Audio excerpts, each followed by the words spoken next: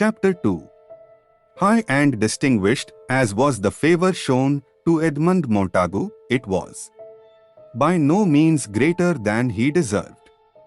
His face and figure were such as the imagination delights to picture as a hero of antiquity, and his character accorded well with the majestic graces of his person.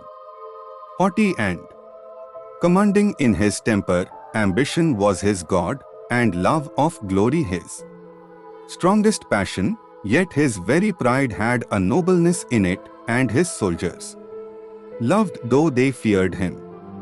Very different was the character of his younger brother Edric, whose romantic disposition and contemplative turn of mind often excited the ridicule of his friends. As usual, however, in similar cases, the persecutions he endured upon the subject only wedded him more firmly to his own peculiar opinions, which, indeed, he seemed determined to sustain with the constancy of a martyr, whilst he put on such a countenance of resolution and magnanimity whenever they were assailed by jests or raillery, as might have been imagined suitable to an expiring Indian at the stake. Unfortunately, however, his friends did not always properly estimate this dignified silence, and their repeated bursts of laughter grated so harshly in the ears of the youthful Diogenes that he became gradually disgusted with mankind. He secluded himself from society, despised the opinion of the world, because he found it was against him, and supposed himself capable of resisting every species of temptation, simply because, as yet, he had met with nothing adequate to tempt him. Older and more experienced persons have made the same mistake. The education of these two young men had been entrusted to tutors of characters as essentially different as those of their pupils. Father Morris, who had had the care of the elder, was an intelligent Catholic priest, the confessor of the family, whilst Dr. Entwerfen, who took charge of the younger, was a worthy inoffensive man, whose passion for trying experiments was his leading foible, but whose good nature caused him to be beloved, even by those to whom his follies made him appear ridiculous. Sir Ambrose Montagu, the father of Edmund and Edric, was a widower, and these two sons constituted his whole family. The worthy baronet was no bad representative of what an old English country gentleman always has been, and of what it still continued, even in that age of refinement. He was as warm in his feelings, as hasty in his temper, and as violent in his prejudices as any of his predecessors. In fact, the same causes must always lead to the same results, and there is something in a country life that never fails to produce certain peculiar effects upon the mind. Sir Ambrose, however, was far superior to the generality of his class, and amongst innumerable other good qualities, he was an indulgent master and an affectionate father. His foible, however, for alas, where shall we find character without one, was a desire to show occasionally how implicitly he could be obeyed. In general, he was easy to a fault, and it was only when roused by opposition that the natural obstinacy of his disposition displayed itself. Edmund was his favourite son, the early military glory of the youthful hero was flattering to his parental pride, and his eyes would glisten with delight at the bare mention of his darling's name. It was one fine evening in the summer of the year 2126, when Sir Ambrose Montagu, such as we have described him, was sitting in his library anxiously expecting intelligence from the army, To divert his impatience, he had ordered the attendance of his steward Mr. Davis and endeavored to amuse himself by hearing a report of the affairs of his farm, whilst Abelard, an old butler, who had been in the baronet's service more than 40 years, stood behind his master's chair holding a small tray, on which was placed an elegant apparatus for smoking and a magnificent service of malleable glass made to fold up to a pocket size when not in use, containing the baronet's evening refreshment. Sir Ambrose was above 70, and his long white hair hung in waving curls upon his shoulders, as he now sat in his comfortable elastic armchair, leaning one elbow upon the table before him. His features had been very handsome, and his complexion still retained that look of health and cleanness which, in a green old age, is the sure indication of a well-spent life. His countenance, though intelligent, was unmarked by the traces of any stormy passions. The cares and troubles of life seemed to have passed gently over him, and content had smoothed the wrinkles age might have made upon his brow, whilst the tall thin figure of Mr. Davis, as he stood reverentially bending forward, his hat in his hand, and his whole demeanour expressing a singular mixture of preciseness and habitual respect, contrasted strongly with the dignified appearance of his master. The windows of the library opened to the ground and looked out upon a fine terrace shaded by a veranda, supported by trellis work, round which twined roses mingled with vines. Below stretched a smiling valley, beautifully wooded and watered by a majestic river winding slowly along, now lost amidst the spreading foliage of the trees that hung over its banks, and then shining forth again in the sun like a lake of liquid silver. Beyond rose hills, majestically towering to the skies, their clear outline now distinctly marked by the setting sun, as it slowly sunk behind them, shading its glowing tints of purple and gold upon their heathy sides, whilst some of its brilliant rays even penetrated through the leafy shade of the veranda and danced like summer lightning upon the surface of a mirror of polished steel which hung directly in face of Sir Ambrose. "What a lovely evening!" exclaimed the worthy baronet, gazing with a delighted eye upon the rich landscape before him. "Often as I have looked upon this scene, methinks every time I see it I discover some new beauty. How finely that golden tint which the sun throws upon the tops of those trees is relieved by the deep masses of shadow below." "It is a fine evening," said Davis, bowing low, "and if your honour pleases, I think we had better get the patent steam mowing apparatus in motion tomorrow. If the sun should be as hot tomorrow as it has been today, I am sure the hay will make without using the burning glass at all." "Do as you like, Davis," returned his master, taking his pipe. "You know I leave these matters entirely to you. And does not your honour think I had better give the barley a little rain? It will be all burnt up if this weather continues, and if your honour approves, it may be done immediately, for I saw a nice black heavy-looking cloud sailing by just now, and I can get the electrical machine out in 5 minutes to draw it down if your honour thinks fit." "I have already told you I leave these things entirely to you," Davis returned. The baronet, puffing out volumes of smoke from his hookah. "Inundate the fields if you will, you have my full permission to do whatever you please with them, so that you don't trouble me any more about the matter. But I would not wish to act without your honour's full conviction," resumed The persevering steward.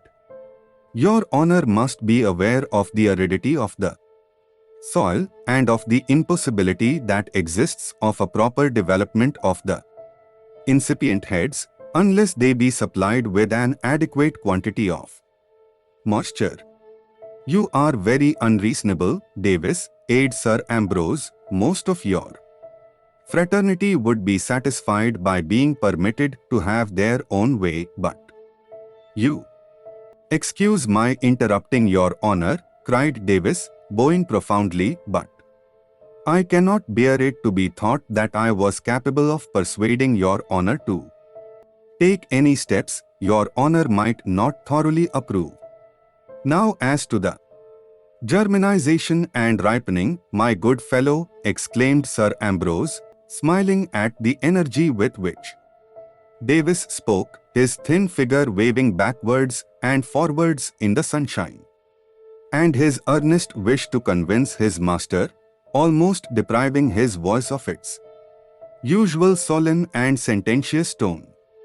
As I said before, I give you full and free liberty to burn, dry, or drown my fields, as you may think fit, empowering you to take any steps you judge proper, either to germinate or ripen corn upon any part of my estate whatever, only premising that in future you never trouble me upon the subject, and so good night.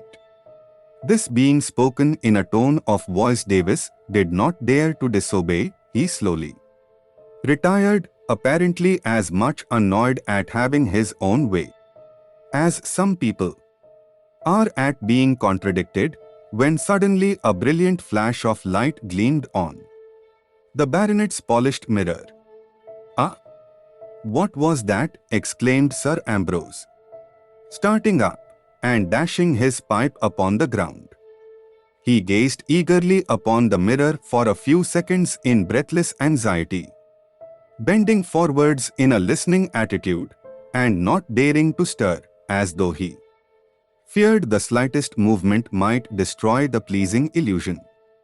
The flash was repeated again and again in rapid succession, whilst a peal of silver bells began to ring their rounds in liquid melody. "Thank God! Thank God!"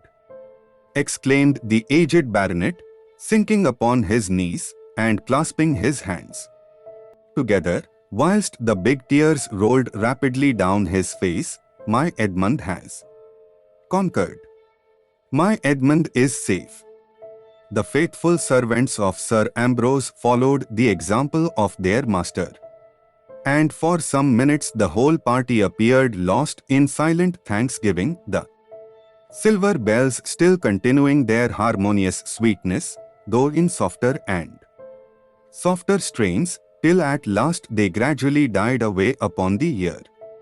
Sir Ambrose started from his knees as the melody ceased, and desiring Abelard to summon Edric and Father Morris, he rushed upon the terrace, followed by Davis, to examine a telegraph placed upon a mount at little distance, so as to be seen from one end of it, the light and music just mentioned being a signal always given when some important information was about to be transmitted. The sun had now sunk behind the hills, and the shades of evening were rapidly closing in as the baronet, with streaming eyes, watched the various movements of the machine. 1, 2, and 6, said he. "Yes, that signifies. He has won the battle, and is safe. My heart told me so when I saw the signal flash. My darling Edmund, 2, 4, and 8, he has subdued the Germans and taken the whole of the fine province of France. 6, 6, and 4, alas! My failing eyes are too weak to see distinctly. Davis, look, I implore you. The signal is changing before we have discovered its meaning. For mercy's sake, look before it be too late. Alas! Alas! I had forgotten your Eyes are as feeble as mine own. Oh, Davis. Where is Edric? Why is not he here to assist his poor old father at such a moment as this? In the meantime, Edric was, as usual, engaged in those abstract speculations with Dr. Entwerfen, which now formed the only pleasure of his existence and which he pursued with an eagerness that made all the ordinary affairs of life appear tasteless and insipid. His imagination had become heated by long dwelling upon the same theme, and a strange, wild, indefinable craving to hold converse with a disembodied spirit haunted him incessantly.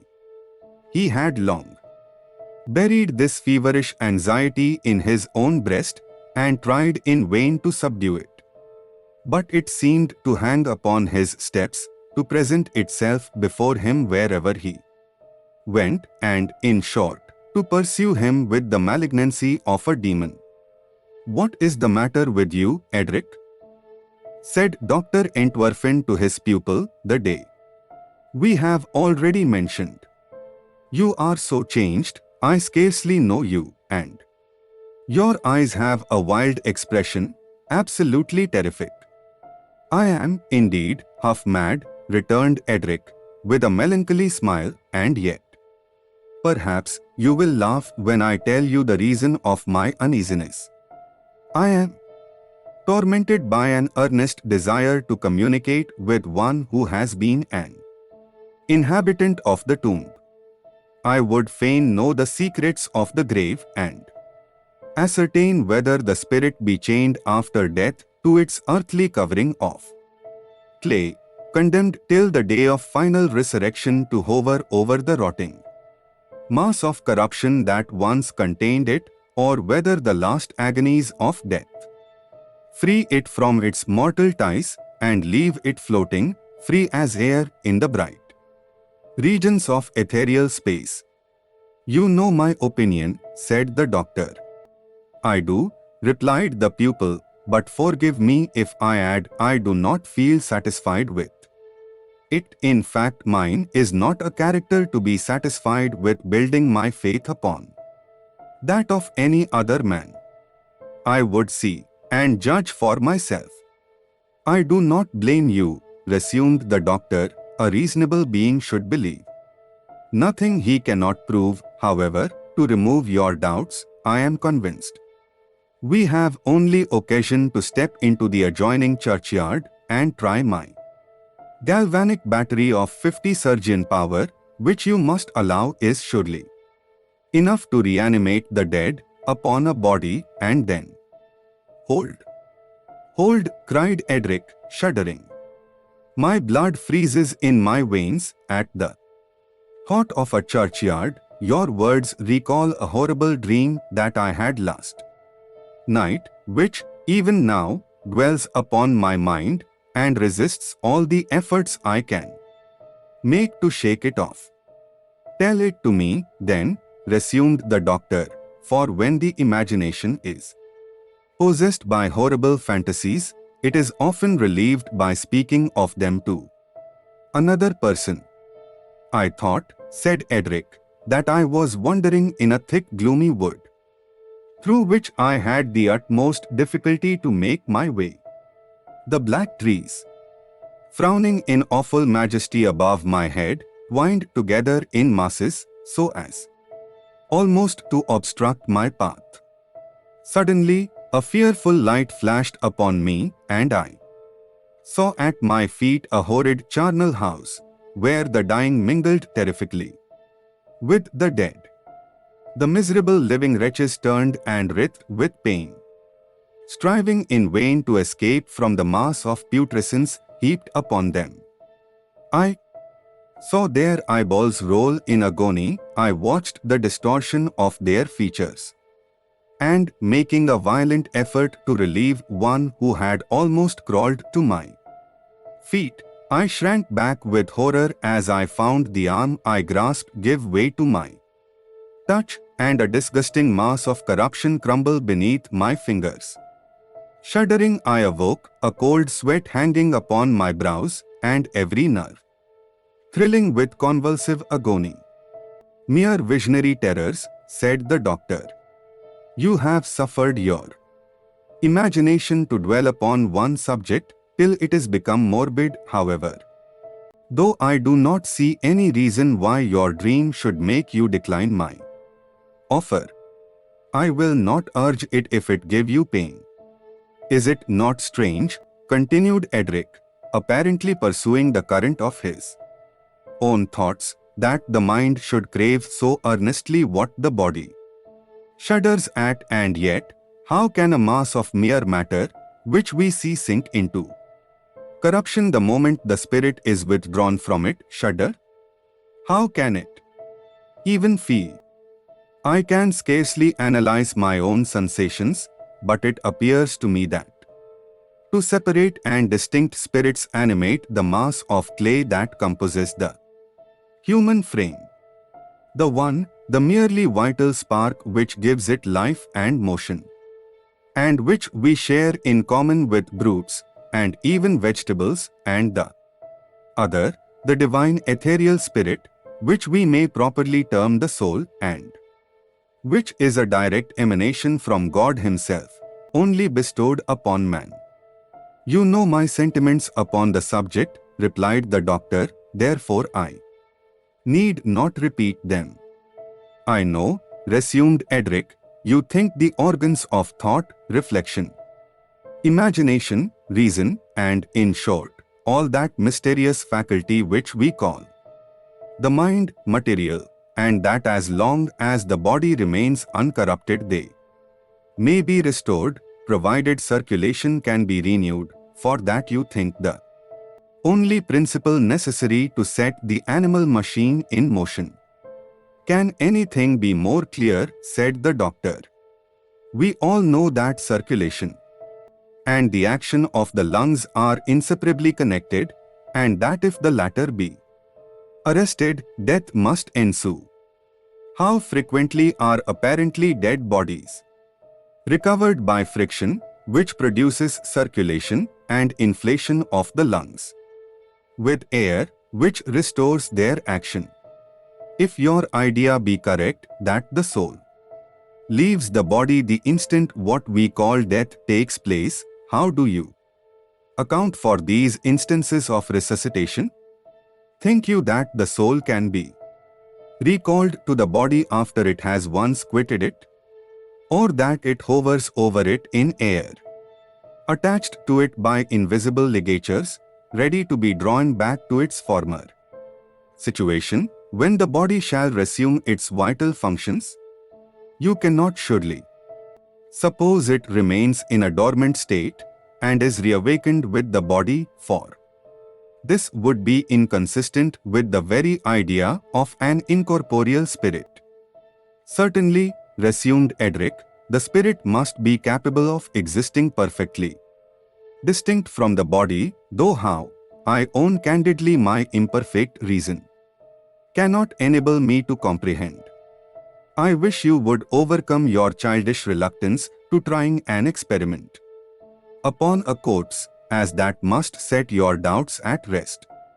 For if we could succeed in reanimating a dead body that has been long entombed, so that it might enjoy its reasoning faculties, or, as you call it, its soul in full perfection, my opinion would be completely established. But where shall we find a perfect body, which has been dead a sufficient time to prevent the possibility of its being only in a trance? For even if I could conquer the repugnance I feel at the thought of touching such a mass of cold mortality as that presented in my dream last night, according to your own theory, the organs must be perfect, or the experiment will not be complete. What think you of trying to operate upon a mummy? You know a chamber has been lately discovered in the Great Pyramid, which is supposed to be the real tomb of Cheops, and where, it is said, the mummies of that great king and The principal personages of his household have been found in a state of wonderful preservation. But mummies are so swathed up. Not those of kings and princes. You know, all travelers, both ancient and modern, who have seen them, agree that they are wrapped merely in folds of red and white linen, every finger and even every toe distinct. Thus, if we could succeed in resuscitating Cheops, we need not even touch the body, as the clothing it is wrapped in will not at all encumber its movements. The idea is feasible, and as you rightly say, if it can be put into execution, it will set the matter at rest forever. I should also like to visit the pyramids. Those celebrated monuments of antiquity, whose origin is lost in the obscurity of the darker ages, and which seem to have been spared by the devastating hand of time, purposely to perplex the learned. You say right, cried the doctor with enthusiasm. And who can tell but that we may be the favored happy mortals, destined to raise the mystic veil that has so long covered them. We may be destined to explore these wonderful monuments, to revive their mummies, and force them to reveal the secrets of their prison house. Cheops is said to have built the Great Pyramid, and it is Cheops whom we shall endeavor to reanimate. What then can be more palpable than that it should be he who is destined at length to reveal the mystery? Every word you utter, Doctor, increases my ardent desire to put our scheme into immediate execution, but how can we accomplish it? How obtain my father's consent? You know it has long been his intention to marry me to the niece of his friend the Duke of Cornwall, and you know how obstinate both he and the Duke are. Then if you remain in England, it is your intention to marry Rosabella. I would perish first. If that be the case, I confess I do not see the force of your objection. True, for as long as I refuse to marry her, their anger will be the same, whether I travel or remain in England. In fact, I shall be happier at a distance than here, where I shall be annoyed by having the subject constantly recurred to. Yet it pains me to speak upon it to my father. He has so long cherished the idea of my marriage, and dwelt upon it so fondly. Then you had better stay, relinquish all thoughts of scientific discoveries, and settle contentedly on an estate in the country, employing your time in regulating your farm, settling the disputes of your neighbors, and bringing up your children, if you should happen to have any. How can you torment me so? If you could imagine the struggle in my bosom between inclination and duty, you would pity me. Do you think your presence necessary to your father's happiness? No, if Edmund be with him, he will never think of me. And do you not think, nay, are you not certain, that an union with Rosabella would make you miserable? It is impossible to doubt it. Her violent temper, and the mystery which hangs over the fate of her father, which she cannot bear to have even alluded to, forbid the thought of happiness as connected with her. It is strange, so little should be known of her father. I never heard the particulars of his story. No human being knows the whole, I believe, but the Duke and my father. However, I remember to have heard it rumored when I was a child that he had committed some fearful crime, and that he was either executed or had destroyed himself. Then it is not surprising that it should pain Rosabella to hear him spoken of. But to return to our subject, your answers have removed the only doubts that can arise, and after what you have confessed yourself, I cannot imagine what further hesitation you can feel. At this moment they were both startled, and the words were arrested on the doctor's lips by a gentle tap at the door. It was old Abelard the butler. Half ashamed of the unphilosophic terror he had evinced, the doctor felt glad to be able to hide his emotion under the appearance of anger, and demanded peevishly, what was the matter? Have I not told you 100 times, continued he, that I do not like to be interrupted at my studies, and that nothing is more disagreeable than to have one's attention distracted when it has been fixed upon an affair of importance. I do not attempt to controvert the axiom you have just propounded, returned Abelard, speaking in a slow, precise manner, as though he weighed every syllable before he drawled it forth, for undeniable facts do not admit of contradiction. However, as the message with which I stand charged at the present moment relates to Master Edric, instead of yourself, I humbly opine no blame can attach itself to me on account of the unpremeditated interruption of which you allege me culpable. And what have you to say to me? Demanded Edric. That the worthy gentleman, your respectable progenitor, requests you instantly to put in exercise your locomotive powers to join him on the terrace, to the end that there your superior visual faculties may afford solagement to the mental anxiety under which he at present labors, by aiding him to develop the intelligence conveyed to him by the telegraphic machine. What? Exclaimed Edric eagerly, and then, without waiting a reply, he darted forward, and in a few seconds was by the side of his father. Abelard gazed after him with amazement. There is something very astonishing, said he, addressing Dr. Entwerfen, in the effervescence of the animal spirits during youth. I labor under a complete catalepsy upon the subject. I should think it must arise from the excessive elasticity of the nerves.